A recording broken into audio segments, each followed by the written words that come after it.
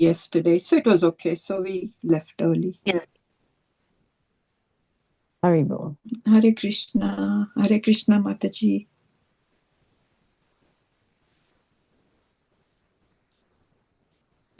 Just waiting for Swati Mataji to join. She's already acknowledged and everything, so hopefully she should join soon. Okay.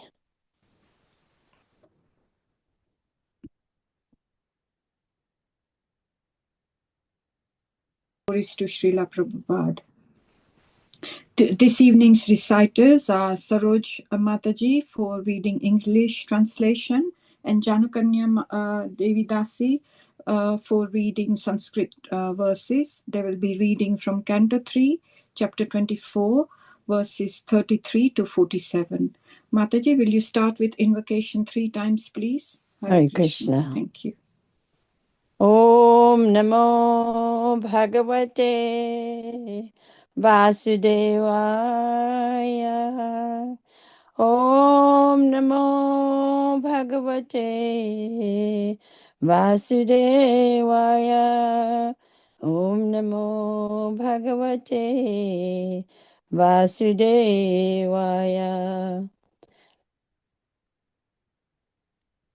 Param Pradhanam Purusham Mahantam Kalam Kavim Trivritanu Lokapalam Atmanubhutya Nugata Prapancham Swachanda Saktim Kapilam Prapadye.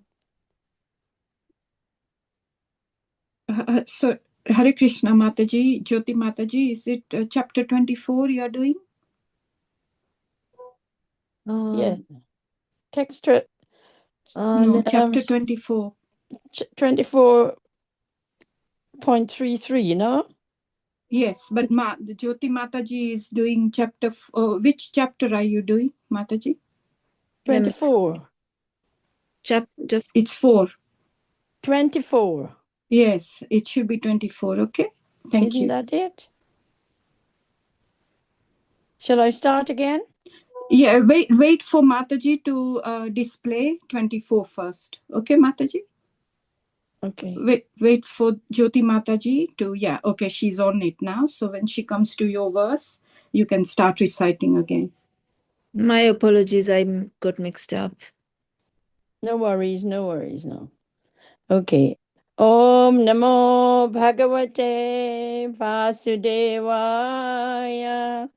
Om Namo Bhagavate Vasudevaya. Om Namo Bhagavate Vasudevaya. Srimad Bhagavatam, Canto 3, verse 20, chapter 24, and verse 33 to 47. Text 33. Param Pradhanam Purusham Mahantam Kalam Kavim Trivritam Lokapalam Atmanubhutya Nugata Prapancham Swachandal Saktim Kapilam Prapadye. English? Hare Krishna. I surrender unto the Supreme Personality of Godhead, descended in the form of Kapila, who is independently powerful and transcendental, who is the Supreme Person and the Lord of the sum total of matter and the element of time, who is the fully cognizant maintainer of all the universes under the 3 modes of material nature, and who absorbs the material manifestations after their dissolution. Asma Viprache Adya Pratim Prajanam Tyavatyanarmana Utapta Kamaha Parivrajat Pandavim Astito Aham Charishye Tvam Hirdi Yunjan Vishokaha. Today I have something to ask from you, who are the Lord of all living entities. Since I have now been liberated by you from my debts to my Father, and since all my desires are fulfilled, I wish to accept the order of an itinerant mendicant. Renouncing this family life, I wish to wander about, free from lamentation, thinking always of you in my heart. श्रीभगवानुवाच माया प्रोक्तं हि लोकस्य प्रामाणं सत्यलौकिके अथ जानीमया तुभ्यं यद् आवाचमृतं मुने. The personality of Godhead Kapila said, "Whatever I speak, whether directly or in the scriptures, is authoritative in all respects for the people of the world. O Muni, because I told you before that I would become your son, I have descended to fulfill this truth." एतन्मे जन्मलोके अस्मिन् मुक् सुन्नं दुरत्सयात् प्रासाङ्ख्यानाय तत्त्वानं सम्माता तत् अधर्शने. My appearance in this world is especially to explain the philosophy of Sankhya, which is highly esteemed for self-realization by those desiring freedom from the entanglement of unnecessary material desires. एषात्मा प्रथो अव्यक्तो नष्टः कालेन भूयसा तं प्रावर्तयितुं देहम् इमं विधि मया वृत्तम्. This path of self-realization, which is difficult to understand, has now been lost in the course of time.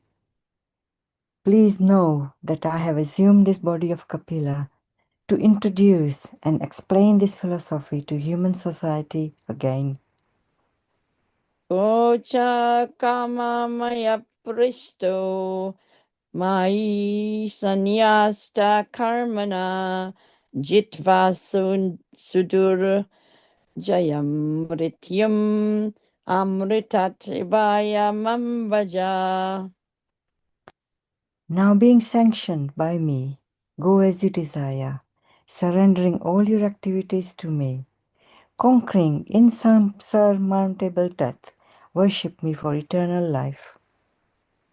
Mam atmanam swayajyo Mam atmanam swayam jyotihi sarva bhutagu hasayam atmani vatmana vikshyai vishoko abhayam richasi.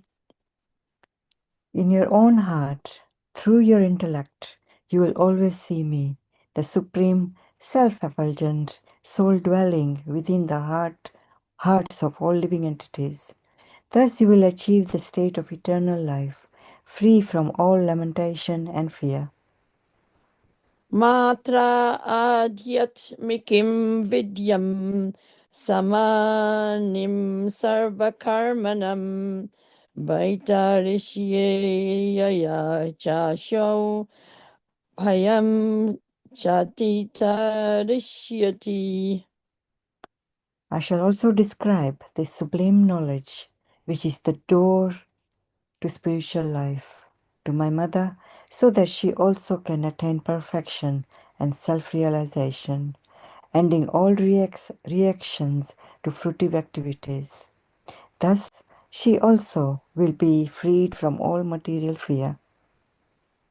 Maitreya vacha evam samuditastena kapilena prajapatihi dakshini kritya tam pritto vanam eva jagamaha. Sri Maitreya said, "Thus when Kardama Muni, the progenitor of human society, was spoken to in fullness by his son Kapila, he circumambulated him, and with a good pacified mind, he at once left for the forest. Pratam sa astito maunam atmaika sarano munihi nisango vriya charati shonim anagnir aniketanaha. The sage Cardamom accepted silence as a vow in order to think of the Supreme Personality of Godhead and take shelter of him exclusively. Without association, he traveled over the surface of the globe as a sannyasi, devoid of any relationship with fire or shelter. Mano brahmani yunjano yatat sad asatah Ram Gunavabasi Viguna Eka Bhaktya Anubhaviti. He fixed his mind upon the Supreme Personality of Godhead, Parabrahman, who is beyond cause and effect, who manifests the three modes of material nature, who is beyond these three bodies, who is beyond these three modes, and who is perceived only through unfailing devotional service. Nirahan Kritir Nirmamascha Nirdvan Va Agdik Swadrik Pratyak Prasata Dir Aha Prasantornir Ivodadihi. Thus he gradually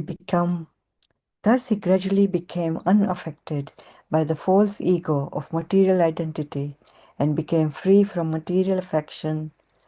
Undisturbed, equal to everyone, and without duality, he could indeed see himself also. His mind was turned inward, and he was perfectly calm, like an ocean unagitated by waves. Vasudeve Bhagavati Sarvagyan Pratyag Atmani Parena Bhakti Bhavana Labdhat Mamuksha Bandhanaha. He thus became liberated from conditioned life and became self-situated in transcendental devotional service to the personality of Godhead, Vasudeva, the omniscient supersoul within everyone. Atmanam Sarvabhuteshu Bhagavantam Avastitam Apasyat Sarvabhutani Bhagavati Api Chat Mani. He began to see that the Supreme Personality of Godhead is seated in everyone's heart and that everyone is existing on him because he is the supersoul of everyone. Icha Dvesha Vihinena Sarvatra Samachetasa Bhagavad Bhakti Yuktena Prapta Bhagavati Gatihi. Freed from all hatred and desire, Kardama Muni, being equal to everyone, because of discharging uncontaminated devotional service, ultimately attained the path back to Godhead. Hare Krishna. Thank Hare you. Krishna. Hare Krishna, everyone. Welcome to today's chat class. And thank you so much, Janukanya Mataji and Saroj Mataji, for your wonderful recitations. Today, we are going to continue with chapter 24, which is the renunciation of Kardama Muni. And we are going to do verses 41 to 43. And Prabhupada's purports in all the three verses are very beautiful, and there is a lot of learning. We are going to learn about sacrifice, yajna, vanaprasth, and also the 18 processes for acquiring knowledge.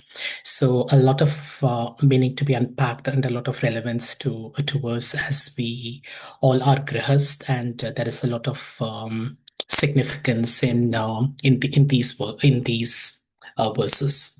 So let's do the invocation and then the Mangalacharan. And please to join me. Om Namo Bhagavate Vasudevaya. Om Namo Bhagavate Vasudevaya. Om Namo Bhagavate Vasudevaya. अज्ञानतिमिरान्धस्य ज्ञानाञ्जनाशलाकया चक्षुरुन्मिलितं येन तस्मै श्रीगुरवे नमः। श्रीचैतन्यामनोभीष्टं स्थापितं येन भूतले स्वयं रूपा कदा मह्यं ददाति स्वपदान्तिकं। वन्देऽहं श्रीगुरु श्रीयुतपदकमलं श्रीगुरुं वैष्णवंश्च श्रीरूपं साग्रजातं सहगना रघुनाथान्वितं तं सजीवं साद्वैतं सावधूतं परिजनसहितं कृष्णचैतन्यदेवं श्रीराधा कृष्णपदान् सहगना ललिता श्रीविशाखान्वितांश्च। हे कृष्णा करुणा सिन्धु दीनबन्धो जगत्पते गोपेशा गोपिका कान्ता राधा कान्ता नमोऽस्तु ते। तप्त कंचन गौरंगी राधे वृंदावनेश्वरी वृषभानुसुते देवी प्रणमामि हरिप्रिये। वंशकल्पतरुभ्यश्च कृपा सिन्धुभ्य एव च पतितानां पावनेभ्यो वैष्णवेभ्यो नमो नमः। नम ॐ विष्णुपदाय कृष्णप्रेष्ठाय भूतले श्रीमते भक्तिवेदान्त स्वामिन् इति नामिने। नमस्ते सरस्वती देवे गौरवाणी प्रचारिणे निर्विशेष शून्यवादी पश्यता दिशतारिणे। जय श्री कृष्ण चैतन्य प्रभु नित्यानंद श्री अद्वैता गदाधर शिवासदि गौर भक्त वृंद। हरे कृष्णा कृष्ण कृष्णा हरे हरे हरे राम राम राम हरे हरे। हरे कृष्णा कृष्ण कृष्णा हरे हरे हरे राम राम राम हरे हरे। हरे Krishna Krishna Krishna Hare Hare Hare Ram Ram Ram Hare Hare.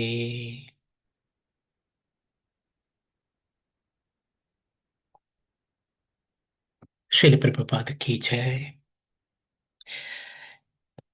So welcome everybody once again. So we are going to be doing verses 41 to 43. So let's try to reflect on where we are now in this chapter. So it's the renunciation of Kardama Muni. So earlier in the chapter in text 34, Kardama Muni is meeting the Lord in the form of Lord Kapila, his son, and he pays his obeisances to the Lord, and towards the end, he shares what's in his mind, what's in his desire. So he says, "Today I have something to ask from you." And this time, Kardama Muni is asking something different because he's completed all his responsibilities. He has, married all the nine daughters, to the various illustrious sages, and they have, very gladly, gone on to, doing their services, devotional services. So earlier in the chapter, we also know about the Brahmaji who comes and then who tells Kadama Muni that I'm very, you have honored me very well. You have fulfilled, the instructions that I have provided, and exactly as how I would like to. And so he gives, Kadama Muni his blessings as well. So on that basis, Kadama Muni says that since I have now been liberated by you, from the debts, from my debts to my father, I wish to wander about free from lamentation, thinking always of you. So he wants to become a itinerant mendicant. And what an itinerant mendicant means, and we will talk a little bit more about this in verse 41, is someone who keeps traveling. So we always remember we whenever we hear about Lord about Sage Narada, we always think of him as being a sage who is who says, "Oh Narayana, Narayana," and he's constantly traveling across all the planets to glorify the name of the Lord. So Kardama Muni also wants to be not staying at one place, but he wants to be traveling all the time, and we'll see what that means. And then Lord Kapila, he speaks and he grants his wishes. And towards the end, just before we come to verse 41, he says that I shall now describe the sublime knowledge to my mother, so that she also can attain perfection and self-realization, ending all reactions to fruitive activities. Thus, she will be freed from all material fear. So this way, what the Lord is doing is to also removing from Kardama Muni all his anxieties, because clearly, when you're doing a renunciation, when you're going to be become an itinerant mendicant as he has expressed his desire. So he's leaving behind relationships, and the most significant relationship is the one with his wife Devahuti. So he would obviously have some anxiety about how she's going to be. So Lord Kapila says, "Do not worry about be completely reassured, because I'm going to share this same knowledge with with my mother, that's Devahuti, and she's also going to acquire self-realization." So that also in a way prepares like Kardama Muni, so he can really go to the forest in a very peaceful, in a very in a very satisfied manner. So that's where we are, and now we are going to move on to the next verses. So let me just bring them up on my screen.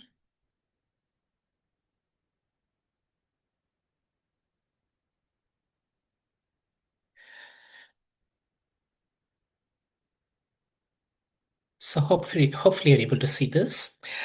So what I would do is the way we normally do. So I will read the Sanskrit verse, and I will invite a few volunteer devotees to read the translation and the purport, and then we can have a discussion on each of the purports, and then we move to the next one. Maitreya uvacha evam samuditastena kapilena prajapatihi dakshinīkritya tam prīto vanameva jagamaha. So would one of you like to read the translation and the purport? May I please, Prabhuji? Yes, Shri Kishori Mataji. Thank you so much. Thank you. Translation. Sri Maitreya said, "Thus, when Kardama Muni, the progenitor of human society, was spoken to in fullness by his son Kapila, he circumambulated him, and with a good pacified mind, he at once left for the forest." Purport. Going to the forest is compulsory for everyone. It is not a mental excursion upon which one person goes and another does not. Everyone should go to the forest at least as a vanaprastha.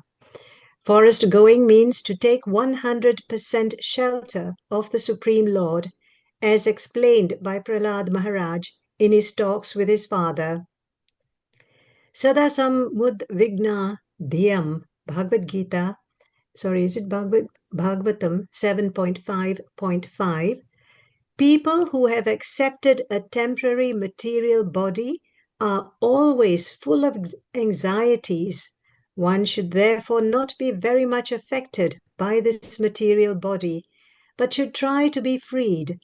The preliminary process to become freed is to go to the forest or give up family relationships and exclusively engage in Krishna consciousness. That is the purpose of going to the forest. Otherwise, the forest is only a place of monkeys and wild animals. To go to the forest does not mean to become a monkey or a ferocious animal. it means to accept exclusively the shelter of the Supreme Personality of Godhead and engage oneself in full service. One does not actually have to go to the forest. At the present moment, this is not at all advisable for a man who has spent his life all along in big cities. As explained by Prahlad Maharaj, Hitvatma patam graham andha kupam. One should not remain always engaged in the responsibilities of family life, because family life without Krishna consciousness is just like a blind well. Alone in a field, if one falls into a blind well and no one is there to save him, he may cry for years and no one will see or hear where the crying is coming from. Death is sure. Similarly, those who are forgetful of their eternal relationship with the Supreme Lord are in the blind well of family life. Their position is very ominous. Prahlad Maharaj advised that one should give up this well somehow or other and take to Krishna consciousness, and thus be freed from material entanglement, which is full of anxieties. Thank you, Hare Krishna. Hare Krishna. Thank you, Mataji, for your wonderful recitation. So, as you can see, this is so important and so relevant for us as Grihast. So let's really explore, like what Prabhupada is saying and what this particular verse says. So, Kardama Muni, the progenitor of human society, so who is the father of all of us, was spoken to in fullness. In fullness means that in entirety, because he had come with a wish, with expressing his heart's desire, what he would like to do, and the Lord knew everything about what he must be, what Kadama Muni must be going through, including his desire, his anxiety for his wife, or what's going to happen. Because a key part of renunciation is really about total surrender. And if we see in the last few verses when Kadama Muni is speaking to to Lord Kapila, he says that I'm completely surrendering myself unto you, and that's what Krishna also says in the Bhagavad Gita. Like in chapter 18. So when he speaks about, he tells Arjuna about all the yogas. He says that just surrender unto me, and I will deliver you from all sins. So this is. So now what he does is Kartama Muni, now he is fully satisfied that he can renounce, and it is quite a big decision, because like all these years he has been living like, of course he's been exalted devotee, he's been doing all the spiritual activities, but he's also like taken on a grihast role, and one of the last activities that he does, responsibilities, is to give his 9 daughters to marriage to to his sons, to the sages. So now he feels that all his responsibilities and this material world is over, and now he can completely surrender himself to the Lord and perform devotional service. So we see that he leaves the forest, and he leaves the forest in a good pacified mind, and that's also important for us, because when we reach a particular stage in our when we have fulfill all the responsibilities, it's quite important for us to also see how we could have a good pacified mind as we move to the next stage in our own lives. So what Prabhupada says here is going to the forest is compulsory for everyone. So which means that as per the Vedic scriptures, once you completed all your responsibilities, it's important for you to make that conscious decision to move to go to the forest. And of course, we will talk a little bit more about what that really means. It's not a mental excursion. It's not something that it's like a picnic where like somebody does this and somebody does not. Everyone has to do this, and this is really what is defined at like as a vanaprashta. So after you have completed the grihast, after you fulfill all your responsibilities, and that's very good. And Prabhupada also talks about what is for going to the forest means. So that is a physical way of looking at it, but there is also a very practical, metaphorical way of looking at it for those of us who do not really live close to the forest, and that's not really where we would also be expected to go as well. So Prahlad Maharaj, when he's talking with his father, he says that people who have accepted a temporary body, or a material body, are full of anxieties. And we do know that this particular world has a lot of, like miseries, and those miseries are like threefold. So there are miseries, by ourselves, and that can happen through our own, mental state, our own physical state.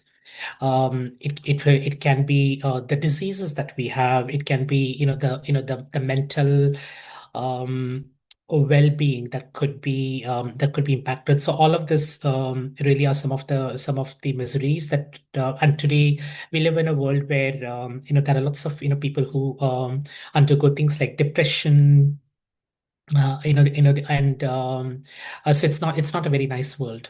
And then there is a second where a lot of the miseries are through the relationship with others, because we could have very different expectations from like those who are dear to us, and if those don't get met, then we could remain, we could get angry, we could get anxious, and that I'm sure we can we experience that pretty much all the time.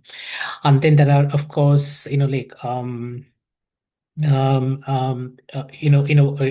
the miseries that's caused by nature itself, not something that is done by the living entities, but by nature. And that could come in the form of like floods, like torrential rains. It could be in the form of many inches of snow, because there is a friend of mine who's in Boston, and he said that the city has almost like come to complete standstill. So that's again a misery, because you're not really you're caught up in your home, and it looks like in New York, the same thing. Like people are frantically going to the supermarkets, to get their groceries and amenities, so that they don't have to really like travel out. And most organizations have told please do work from home. So you can see that all of these are just miseries. And all this happens because we have conditioned soul, and we have accepted what's a temporary material body. So the only way we can really get free of that will be the starting point for that, or the preliminary process is to give up family relationships and exclusively engage in Krishna consciousness. And as I mentioned earlier, this is a lot to do with letting go, and letting go doesn't come very easily, um, especially those to whom you have given your loving propensity. So, and that could happen when at loss of a dear one. And for I just heard today, that one of my dear friends, so who's in India, he lost his mother just about a few hours ago, and. I was just like having a short like exchange around like our prayers, about me being there for for supporting, and then also like really making him feel as like peaceful as possible.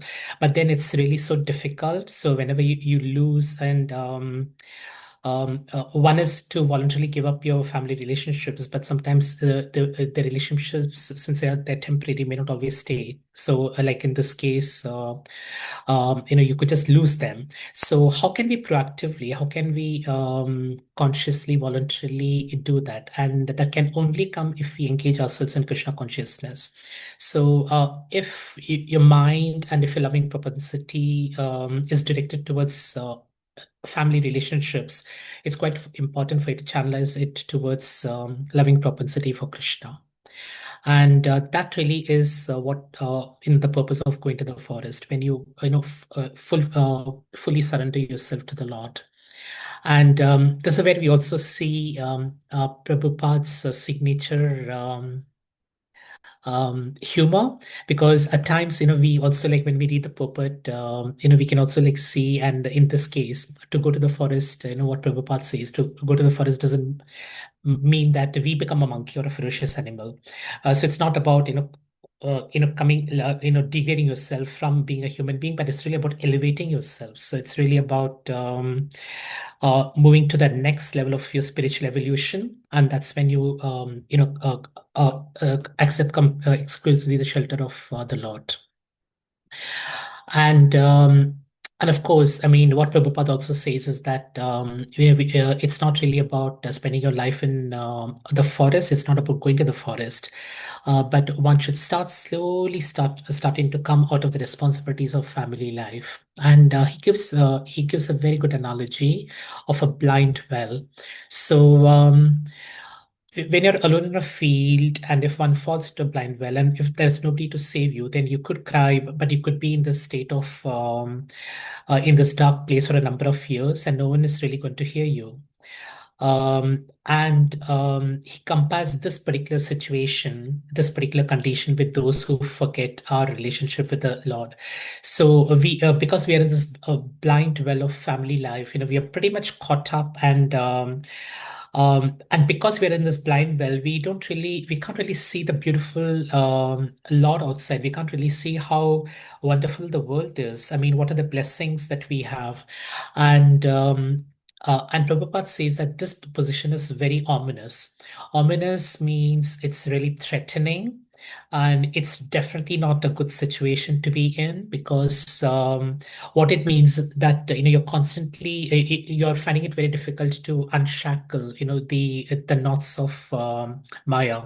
So you're constantly, and family life is a very strong, has got a very strong ability to really pull you towards them. In which case, you can almost like completely forget everything that happens at a spiritual level, and you could really get very caught up into your family affairs. And so this position is very ominous, and it really comes because we connect ourselves with the material body. And so a key part of going to the forest is to remind ourselves that we all are spiritual entities.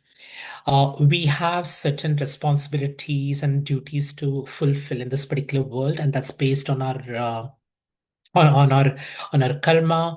And but after a particular point of time, we do need to come to a point where we say that if our responsibilities have been completed, then we need to surrender ourselves to Krishna. And that's the only way. That's the only way by which we can now get eternal happiness. So let's continue with this, and we'll move on to text 42, and then, of course, towards the end, we will, have some opportunity to share some reflections. Vratam sa astito maunam atmaikasharano munihi nissango vyacharakshonim anagnira niketanaha. So can I have a different volunteer who would like to read the translation of the purport? Can I read, Prabhuji? Yes, Girish Prabhu, go ahead. Thank you, Prabhuji. The sage Kardama accepted silence as a vow in order to think of the Supreme Personality of Godhead and take shelter of Him exclusively. Without association, he traveled over the surface of the globe as sannyasi, devoid of any relationship with fire or shelter. Purport.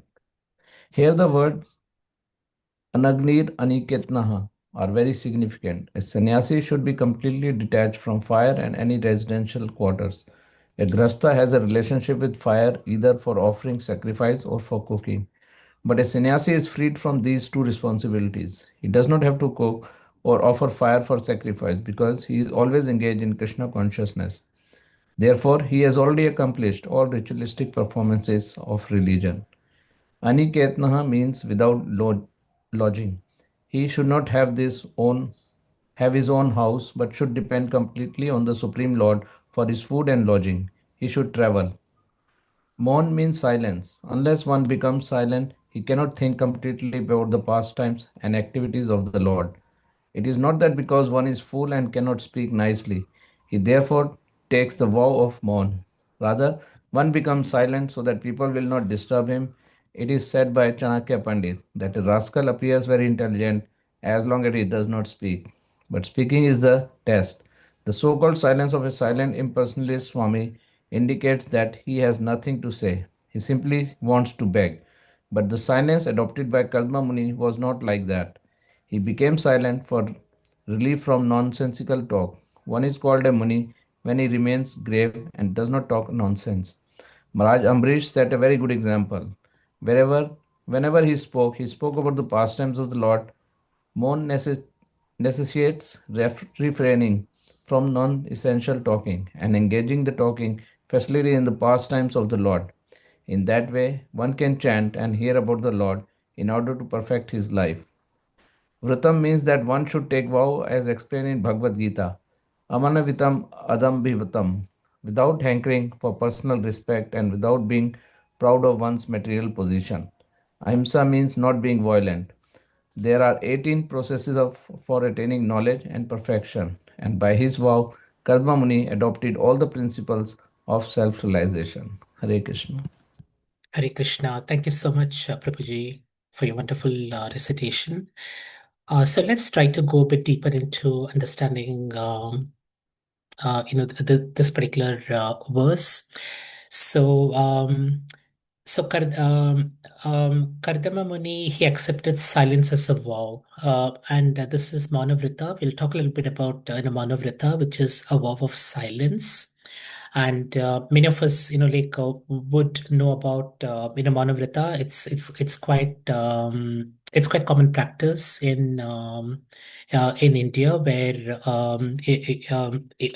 at a Vanaprasth, you do take a vow of silence that may not be for a long period of time. But here, Kadama Muni is taking it silence as a vow, for his in his state of renunciation. So, and he does that to think of the Supreme Personality of Godhead.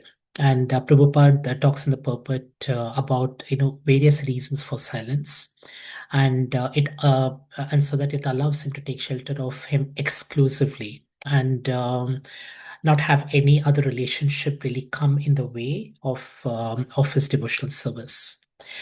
And without association, again, that's important. So you notice here that Kadama Muni is not like traveling, with others. He's traveling alone over the surface of the globe as a sannyasi, and he doesn't he doesn't have any relationship with fire or water. And fire or water is very symbolic of grihast, because if there are two things that are important, signifies grihast. One is a shelter, because a grihast needs to live in a home. That's a very intrinsic, part of being a grihast, because we also saw like previously that when Devahuti and Kardama Muni, when they decide to generate the progeny, and start having a family. So clearly they could not live in the ashram. So Kadama Muni, he constructed this aerial palace that allowed them to do that. So clearly, sheltered, and that means you need to stay at a place, because that's what really family life is all about, because you can't keep traveling everywhere, because otherwise how will you really build relationships at all. So as a family, as a grihas, it's quite important that shelter is important, and then fire.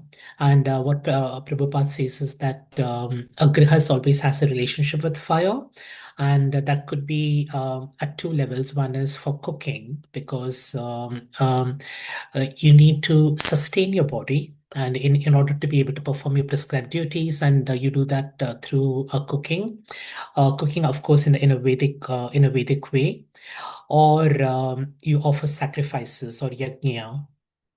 And what do we do as in terms of sacrifice?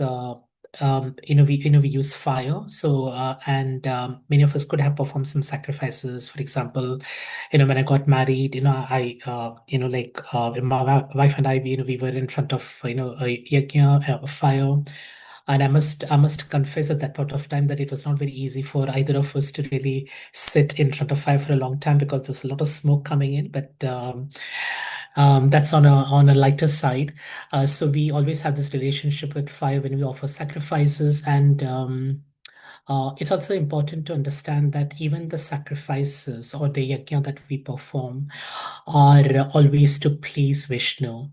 And that may not necessarily always be the case, because as a grihast, if we were to go to chapter 4, the Bhagavad Gita, verse, I think it's in one of the earlier verses, what Krishna speaks about are three kinds of sacrifices that that we make.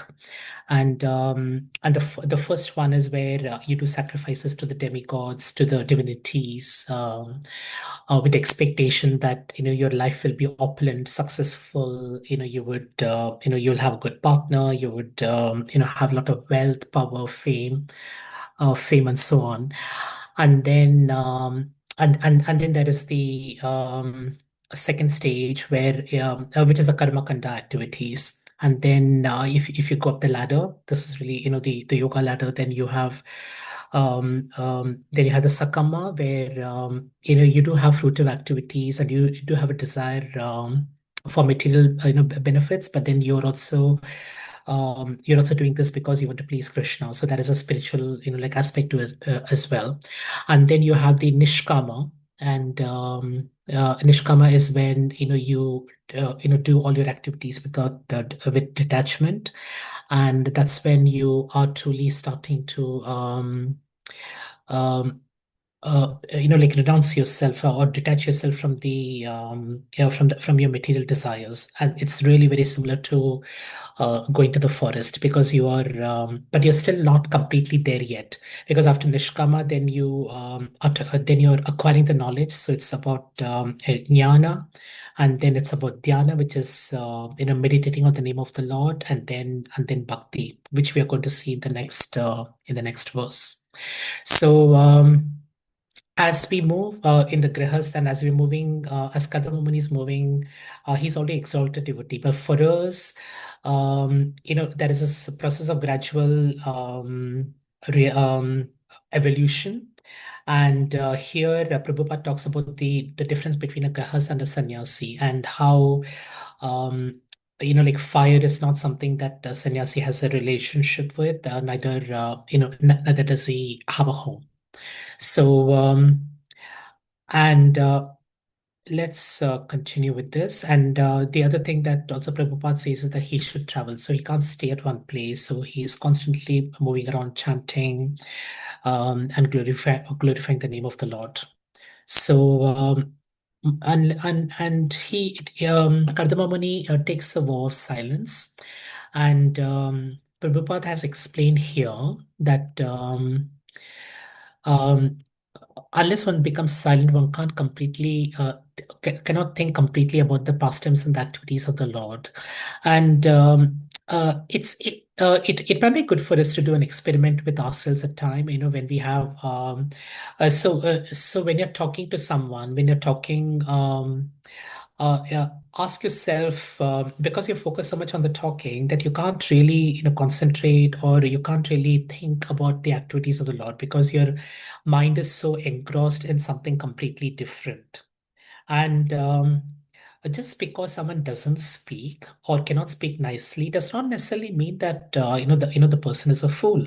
And and silence can't necessarily be taken as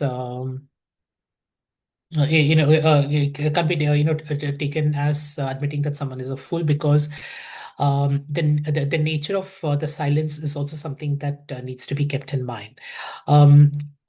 Some of us, we like to talk a lot, and we maybe express ourselves like in many ways. And there are some of us who maybe take time to contemplate, to reflect, and to consider. And that may not necessarily mean that they are that they're not intelligent, but it's just because they have chosen to stay silent. So, and in this case, one becomes silent so that people will not disturb him, because the moment you speak, then that means that you're there is this interaction that is happening. And And so when you speak something, then you expect to get a response, and then you start thinking about the response, and then you respond to that. And that's how, like a conversation really, gets going. But that conversation, you don't have complete control on what topics you're going to talk about. So, for example, when I speak sometimes to my friends, like like an office, a lot of the times we keep talking about work, but at times we also keep talking about things like politics, in which case I try as far as possible not to get too influenced by what they say. But but each time I also hear something that they say, it also affects me as a person, because when I uh, because, for example, when somebody's talking, like, and giving some very strong views about some happening about an event that's happening in the world, then at some point it does influence you to some because we are not completely surrendered to God, so to the Lord. So we do get influenced by some of the things, and that's why remaining silent really is quite a good strategy, because it just means that people are not going to come to you and to disturb you. And uh, Chanakya Pandit also says that when you speaking is the test. So when you speak, then you really know whether someone is really a devotee or a rascal. And when Prabhupada says rascal, it means someone who is an ass, who is probably a non-devotee, who is uh, probably full of material inclinations. So, and then there is also the so-called silence of a silent impersonalist Swami. So there is one aspect which is which is the material part, but there is also spiritual. There's also impersonal part as well, and he indicates that he's got nothing to say. He simply wants to beg. But the what's unique about the silence of Kadamba Muni is that he becomes silent for really, because there is absolutely no nonsensical talk. And we have a good example of Maharaj Amritsar, where Lord Sage Durvasa got very angry with him. Whereas he really did not need to be angry, but then whenever he spoke, he would only speak about the pastimes of the Lord. He would not really look at any nonsensical talking. And the reflection that we can have is that how often can we be really careful about what we say and what we speak? So, can we really think about what we speak? And when we speak, can we really speak only things that could be positive, that can only please Krishna? Because ultimately, if our goal is to please Krishna, then can we channelize whatever we say to please Krishna, or remain silent in those situations as much as possible? So let's move on to text 43. I'll see if we have time to come to the 18 processes, but we'll move on to text 43 quickly. So, Mano Brahmani Yuchano Yattat Sadasata Param Gunavabhase Viguna Eka Bhaktyanubhavite. So, could I have another volunteer to read this? I don't mind if I can read. Yes, Vanita Mataji, go ahead. Hare Krishna. He fixed his mind on the Supreme Personality of Godhead, Parabrahman, who is beyond cause and effect, who manifests the three modes of material nature, who is beyond those three modes, and who is perceived only through unfailing devotional service. Whenever there is bhakti, there must be three things present: a devotee, the devotion, and the Lord. Without these three, Bhakta, Bhakti, and Bhagavan, there is no meaning to the word Bhakti. Kardama Muni fixed his mind on the Supreme Brahman and realized him through Bhakti or devotional service. This indicates that he fixed his mind on the personal feature of the Lord, because bhakti cannot be executed unless one has realization of the personal feature of the absolute truth. Gunava Bhase, he is beyond the three modes of material nature, but it is due to him that the three modes of material nature are manifested.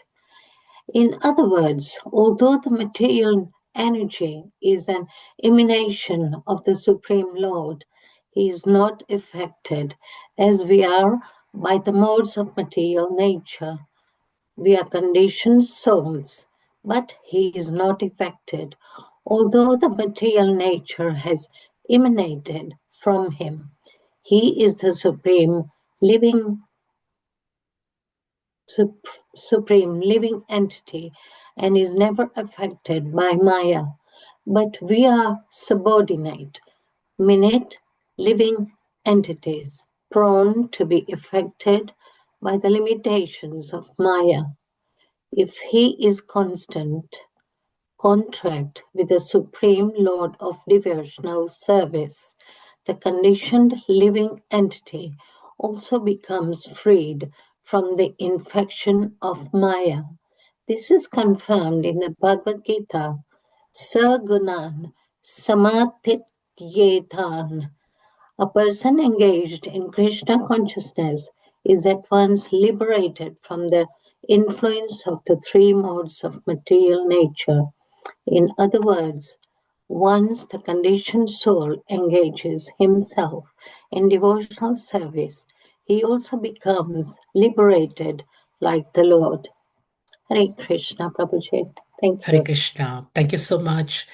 So, what is the primary motive of renunciation? So, it's the highest. It's really to going to the forest as we as Kardama Muni did.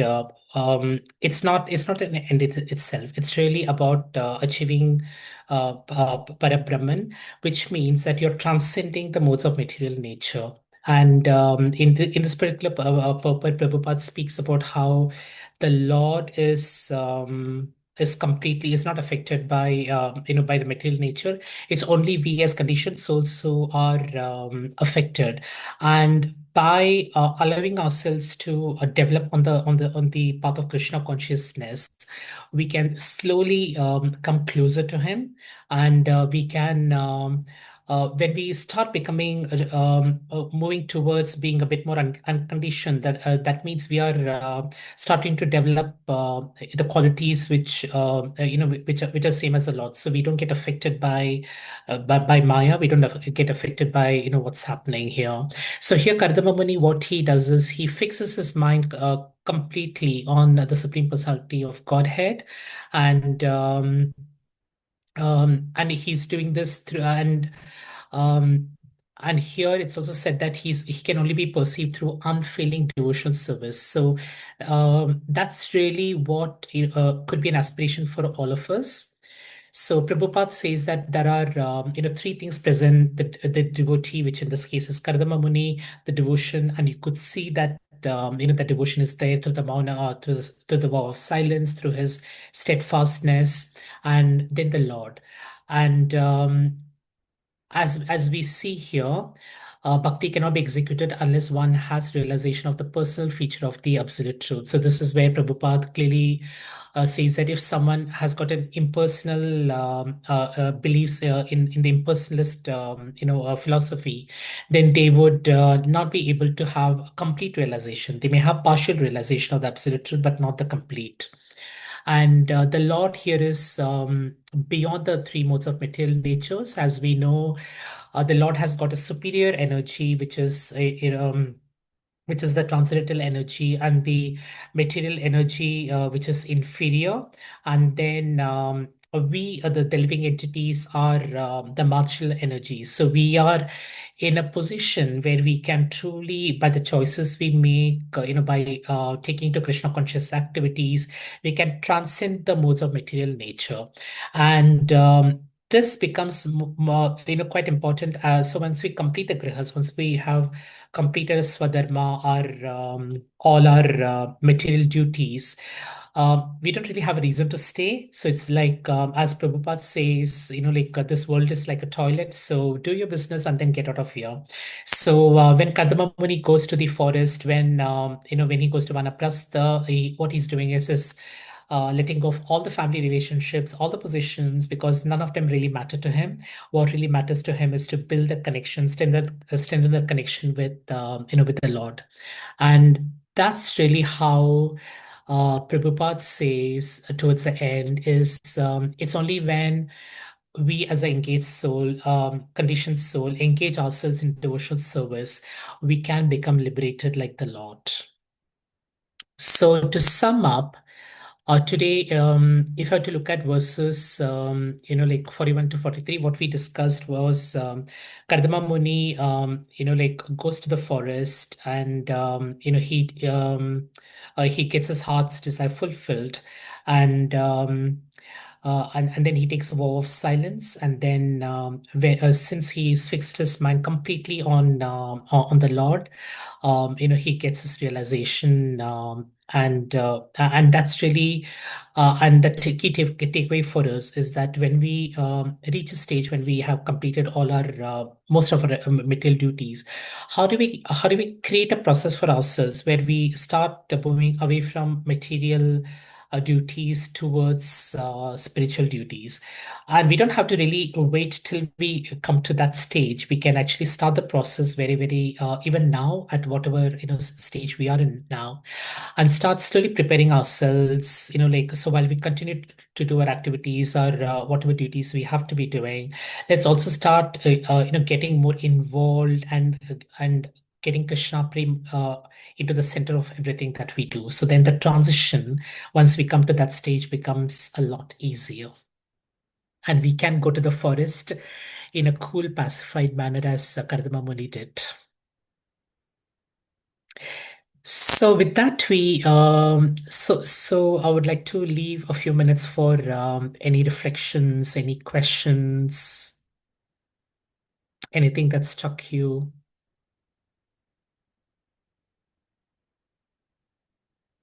Please unmute yourself. Hare Krishna Prabhuji, thank you very much for the very nice class. Thank You you. just Mataji. mentioned that try to make Krishna the center of everything that we do on a daily basis. Is there any prayer that we can say or recite in the morning to invoke this, to invite Krishna to be, or to remind us to have Krishna in the center of everything we do? The Mahamantra all the time.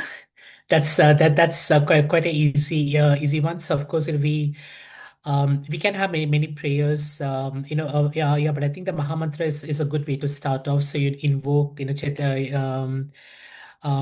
the mercy of Chaitanya Mahaprabhu, and then and then chant a few times. You could never go wrong, and doing it in the Brahma Muhurt time is also going to be more auspicious because like it helps you to prepare.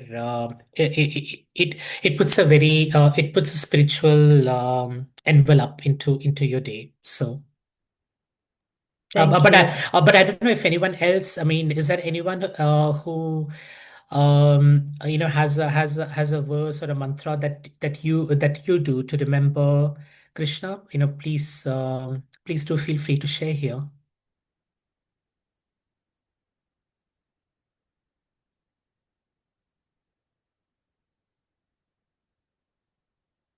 I also know that this may not be a prayer, but I do know that my grandmother, she would recite the Vishnu Sahasranamam, and that takes about 20 minutes. So it's not exactly a very short one, but then she would do that like every day, and through that she would like remember Krishna, and because our mind does get distracted and it moves on to different things, but it's really about like pulling your mind back to Krishna as much as possible. Thank you very much, Prabhuji. Sometimes maybe it's just we have a personal dialogue with Krishna. We just invent our own prayer, as it were. And that is also quite good, isn't it? Yes, it is indeed good. And I recall in one of the sanghas, there was, there's a Mataji she mentioned that like I always think of Krishna, when there are gremlins, and gremlins are like really those very mischievous things in your mind, because your mind can play like lots of funny things, and whenever she feels that there is a gremlin sitting in her mind, she tries to like move the gremlin away and think of Krishna. So I thought that was quite an interesting way of looking at it, because we do get distracted by thoughts. Let's ask ourselves, why do we not think of Krishna? We don't think of Krishna because we're thinking of something else. So why are we thinking of something else? Because we are getting distracted and we are getting attracted towards something which we do not necessarily need to get attracted to. And what does it mean? What is the quality? What is the nature of that of that particular topic? It could be maybe a desire. It could be something that you are. Um, it could be one of those negative emotions like anger, anxiety, envy. It could be about sense gratification. It could be about trying to make someone happy because you've got a loving propensity towards that particular person. So there are many of these things that are going on. So our mind never really stays at one place. So it's always important to really bring it back. And the only way you do it is to, one is to pray for the mercy of the Lord and the Vaishnavas, and the second one is to just chant his name, because the moment you chant his name, he's none other than the name. So he is going to be there with you. Thank you very much. That's so encouraging. Thank you. Hare Krishna. Hare Krishna. We probably have time for one reflection question before we conclude. Krishna Prabhu. Hare Krishna. Thank you for a wonderful class. Thank you. Prabhu, traditionally, I think Mataji just asked for a mantra. There's a very, very potent mantra prescribed in the Shastra that we should do as soon as we wake up. It's Karagre Vasate Lakshmi, Karmade Saraswati, Karmule Hetu Govinda, Parapate Karadarshanam. So basically, we're saying that at the end and tips of our fingers, we look at, I pray that the Lakshmi resides there. At the midpoint of our hands, Goddess Saraswati resides. And at the bottom and the whirl of life, Govinda sits. So basically, he is the center of everything. So that's the way we should do every morning. As soon as we get up, that is a mantra we should recite, so that we are straight away remembering Krishna. And even before we put our feet down onto the ground, we're supposed to also do pranam to Dharti Ma as well. So there are two mantras there that it would be nice if we could incorporate that into our lives as well. That way we get into a routine of, as soon as we wake up, with the first breath, we say Krishna's name through a mantra form. But of course, it doesn't have to be this mantra; it can be Maha Mantra. But that's the tradition which I was brought up anyway. So I thought. And Prabhuji, thank you so much for sharing that, because like we do this every time. So it's about like I can share how we do this. So it's so when you wake up, you bring your your palms, and then, as Prabhuji mentioned, Karagre Vasate Lakshmi. So you look at that particular part of your palm, Karagre Vasate Lakshmi, Karamule Saraswati, and then Karamadhye Govindaha, and that's right in the center. So you're looking firstly down, and then up, and then in the center, and then Prabhate Karadarshanam. So that's beautiful, Prabhuji. I have been brought up on that as well. So we do that in the mornings. Thank you very much. That's so nice to know. Could you share these prayers with us, please? Yes, Prabhuji? I would definitely do that. Yes, I will do it. Thank you. Hare Krishna. Hare When Krishna. you're sharing it, share the other one as well. The Bhumi. Bhumi one, yes. Yeah, the Bhumi one, yes. Yeah, sure. Thank you so much. Hare Krishna. Hare Krishna. Mataji, can I also ask you to do the the Vaishnava prayer? Yes, Prabhuji, with pleasure.